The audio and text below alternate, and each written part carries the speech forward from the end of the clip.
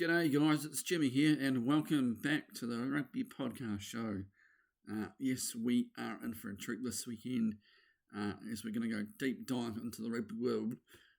There's heaps of rugby on this weekend around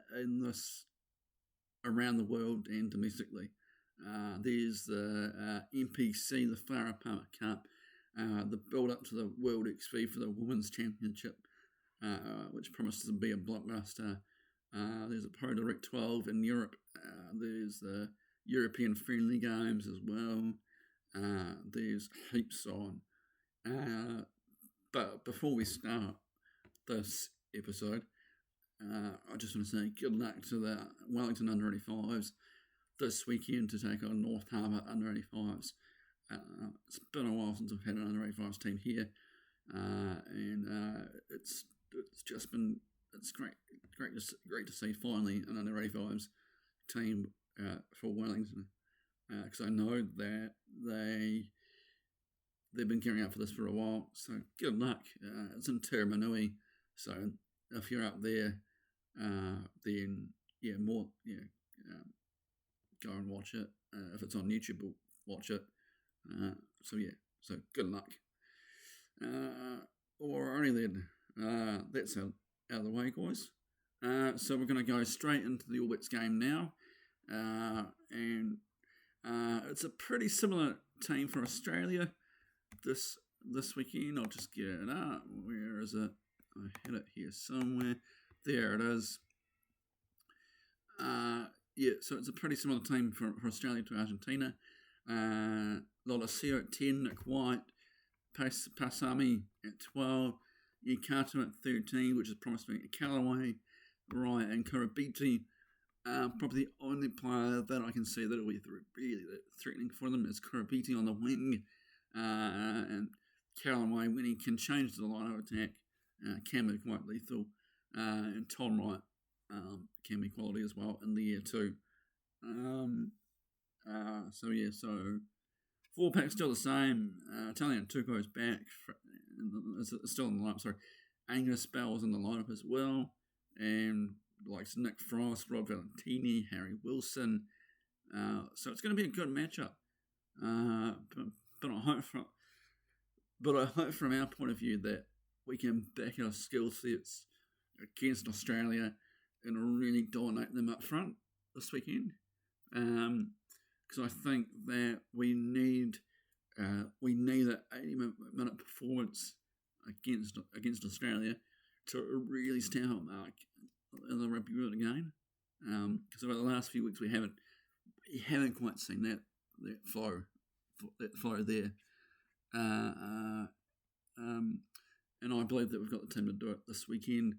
I like the inclusion of Caleb Clark on the wing. I think he's our best player in the high ball at the moment. I like the inclusion of Ethan de Groot with Cody Taylor there. I reckon both of those guys, instead of going to the player, they can go through the space. Cody Taylor did that against South Africa twice, and on Cape Town he's in awesome form. And then Ethan de Groot, with Ethan de Groot's inclusion, I reckon he can help Cody Taylor find space as well. And then if Scott Barrett and Sam Kane can have the same similar performance like they did in 2x4 as well, then we can see him a mark. And I really want to see another Arnie Savia that we know this weekend. I reckon that if he has his best game for the All Blacks, then we'll have our best game. And I believe when we are great, we're a little bit more patient, where we can take the line on a bit more, and we use our pick and goes rather than our pods a lot more. Pods are great for the All Blacks, but I think finding something a little bit different there can be a good thing as well.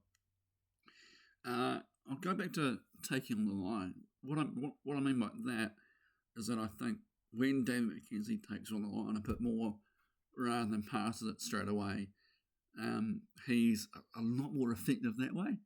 because he's got the feet, he's got the steps, he's got the fin that he can produce.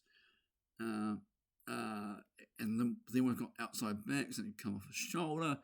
We've got the mid. They've got the Rico Ioane and Jordy Barrett in the midfield that can really take them on that way as well, and support and come on and on support as well for our outsides to score.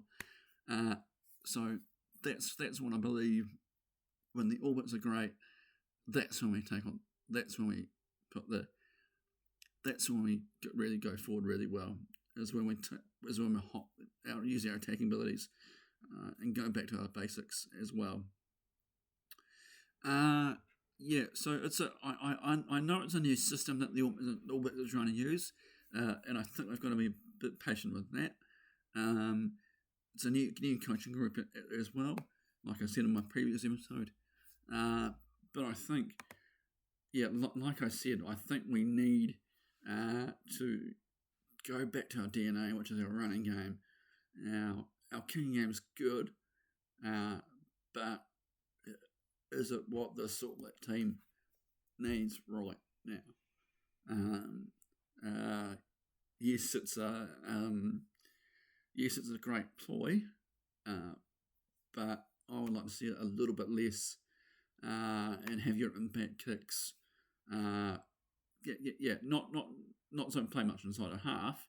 So when we're in a half, clear it. But when we're in there at half, I like to see us just run them round. So that's, I think, from the halfway or even inside around 10 onwards. I like to see us play a little bit of rugby inside their half, in the opponent's half this weekend, because that's what I think we need to do. Are we going to bounce back? I believe that we will bounce back this weekend if we do all the things that we do and really believe in ourselves that we can take Australia apart. Then I believe we will. I think we'll bounce back really well. Australia will give it to us, and if they play like they did in the first 30 minutes of that game against Argentina, then I think they could, but they've got to do that for the full 80 minutes. We've seen in test matches this year, they've done it really well for patches of that game, but they haven't been consistent enough. And I think if they're consistent enough, that's when they'll be different too. The other game in the Rugby Championship, of course, is South Africa versus Argentina. Again, Argentina's biggest issue right now is their consistency. I believe they've got the team, they've got the coaching staff to do it. What I mean by consistency is, beating the All 1 week, and then beating them the other week, and beating Australia 1 week, and then losing to the other week. I really want them to do really well this weekend, and I really want them to put in a similar performance, like they did from 30 minutes onwards, to the 80th minute against Australia a couple of weekends ago. And if they can do that, then I believe it will be a blockbuster of a game. And I kind of hope that they don't fall in the same trap that we did against South Africa. Against South Africa, got to be patient against them. You can't have too many errors against South Africa, because South Africa will hurt you with their back three like Chesney Colby and Bebe, Willie LaRue as well. So they've just got to keep that going for the full 80 minutes, because we know that South Africa can win from absolutely anywhere across the paddock, and from any time in the game. They can come back from 15 points down, they can come 10 points down. So Argentina just have to be careful of that. The Pacific Nations Cup, Fiji versus Japan, and USA versus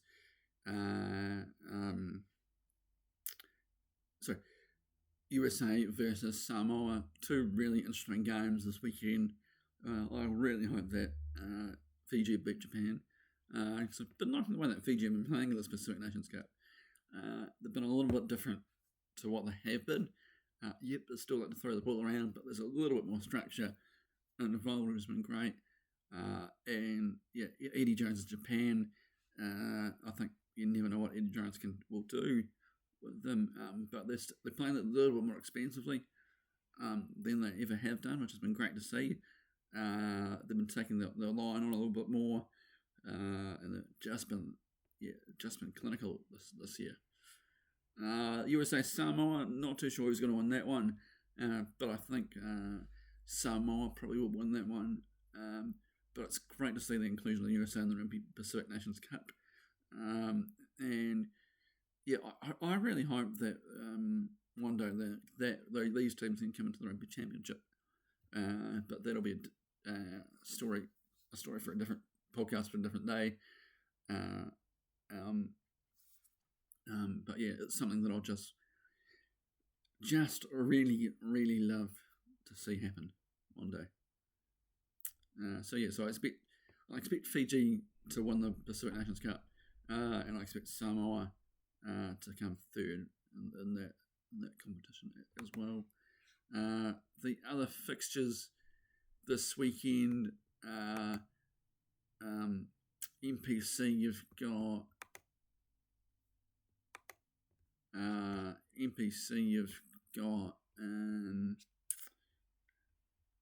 Hawke's Bay versus Taranaki. Now Napier, you've got Northern versus North Harbour. You've got Canterbury versus Counties Manukau. You've got Wellington versus Bay of Plenty. You've got Waikato versus Tasman. You've got Auckland versus Southland. You've got Manawatu versus Otago. So there's just so much rugby going on at the moment. I won't say what all the other fixtures are, but there's the Current Cup as well. There's Guinness Premiership starting this weekend. There's United Premiership starting this weekend. Championship, sorry, not the Premiership. So there's a lot. There's a Pro Direct 12, which is the French rugby, I believe. Pro D2, yeah. So there's just a whole heap of rugby going on at the moment. So, will the All Blacks bounce back this weekend? Yes, they will. And it promises to be another blockbuster of a rugby weekend. I hope you guys enjoyed the episode, and we hope to see you guys next week. We'll review the weekend. Didn't do that last week, as we said we would with the Blackburn, so I apologise about that. And yeah, looking forward to hearing what you guys have to say about the Test matches this weekend. And also, if you're in Wellington, go along to the Wellington Bay of Plenty game. And if you're anywhere in town, in the other towns, please go and see the rugby, because it needs you. Over and out. Bye.